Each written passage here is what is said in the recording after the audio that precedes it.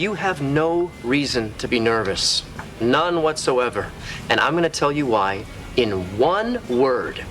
And what's that word? Dibs. First Dibbs question of the day, sponsored by Trantolo and Trantolo. The losses of Trantolo and Trantolo have been doing this for over 85 years. Your personal injury lawyers, Keith and Scott, are third-generation Trantolos. And if you want to get a hold of them, dial 9-844-999-9999.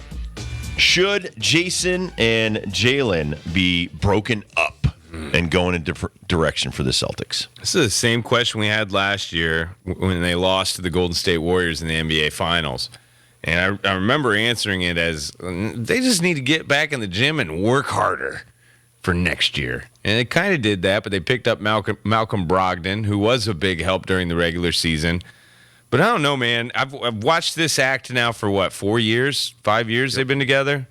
And I still don't see them working off each other at all.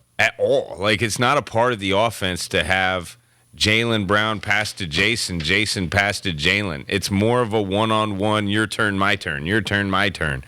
I don't know if they go to different teams, if that's not going to change. And Jayson Tatum's still going to play that kind of way, but just for a different team, Jaylen Brown's going to play that way just for another team. But I do think a shakeup is needed for this team in the way of, like, listen, man, nobody's safe. You're not guaranteed to be a Boston Celtic your whole entire life. I would not pay him. Jaylen Brown, that is. Well, I mean, how much are you going to pay him? Let me do some math for you real quick, because you pay this guy the max. Brogdon's making 22.6. Jaylen Brown's making 28.7 already. Right now. Already. So you brought in Al Horford, who's 36. He's making 26.5. All right. Now you throw in Jayson Tatum and his 28.1. You're talking $104 million for four guys. You throw in Marcus Smart and his 17. $121 million for five guys. Brogdon's not even a starter. The Tampa Bay Rays, is that below a Tampa Bay Rays? It's twice as much as the Rays total payroll. Yeah, twice as much as their payroll. But, I mean, listen, I mean, you've got some great players. Robert Williams is making 10. Derek White's making 16. It's a costly business to be in. Salaries aside, yeah, I break them up because of the fact you're not winning with them. If you keep them together and you lose a couple more years, you give this guy a max contract for 5 more years, then he's going to be untradeable at 30. So his best years are coming up. Yes, he's 25 years old, 26, 27, 28, 29, 30. You're going to pay this guy $200 and something million. You're going to pay him more than Jayson Tatum, who's the better player. Yet they're both inconsistent when it comes to the postseason. So my point is not about how much you pay them to play this game for the entire season in the postseason.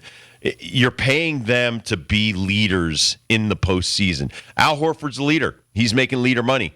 I think that guy stepped up, and he earned every bit of his salary this year. For those two guys, they're not doing it in the postseason. And when you're paying guys close to $60 million for two players, they better be worth it.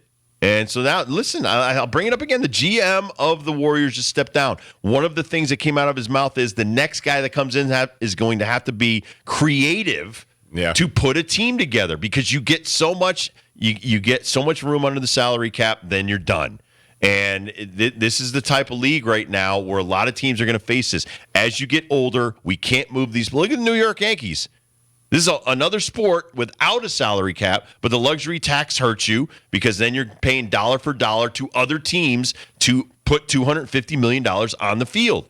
Same thing in basketball. You're going to be paying these guys an awful lot of money not to win. So I'd rather not win with a cheaper team. And there's always that window, and I think in pro sports, minus NHL right now, but NBA, football for sure, and I'd argue MLB, just looking at Aaron Judge's first couple of years with the New York Yankees. When you get guys on those rookie deals that are all-stars on those rookie deals, you got to win in that window. Right. Because as soon as they graduate from rookie deals, it's max deal time. And you're paying them to decline. Right. Their skills are going to decline, yet you're still paying them a lot more money, and they're declining. And now you're going to take the hit. Your head coach is going to take the hit, because you can't fire Jaylen Brown when he's 30. Right. Or Jayson Tatum when he's 30 in 5 years. So I just, my thing is about breaking guys up. And it's not about, you don't love them. We love them. We love the way they play. That's great. But you want to win championships. That's why you're there. That's why eventually Danny Ainge moved to Utah.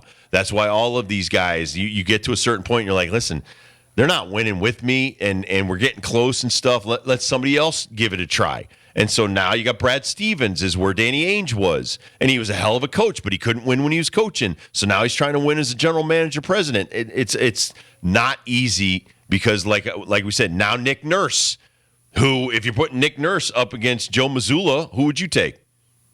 Nick Nurse. Probably Nick Nurse. Yeah.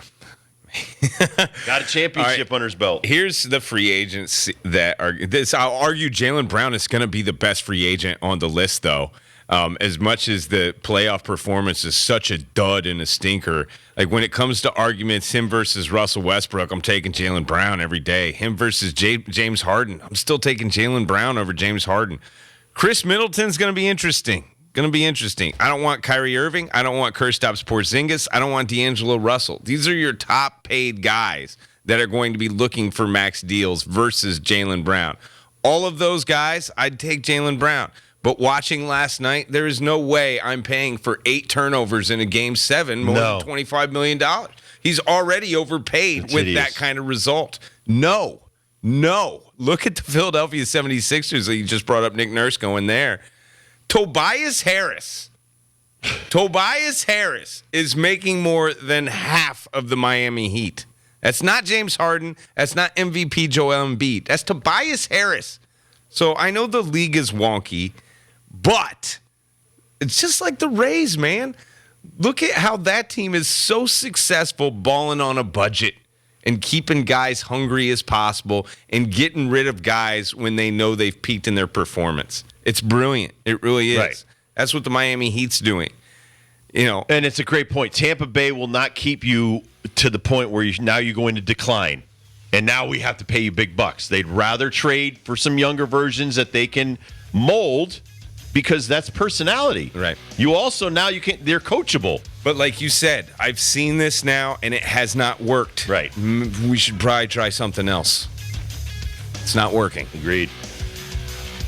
All right. Is Joe Mazzulla in trouble? I mean, all these other coaches are in trouble, and don't say no because a lot of these coaches would probably think, I just won a couple years ago, like the Bucks head coach, like Nick Nurse. I got mixed emotions about this guy. So we'll talk about that, the future. We'll also talk about the Heat versus the Nuggets, more NBA chatter coming up, and then we'll talk about injury and rehab with Steph Barassa coming up at 4:25. It's time.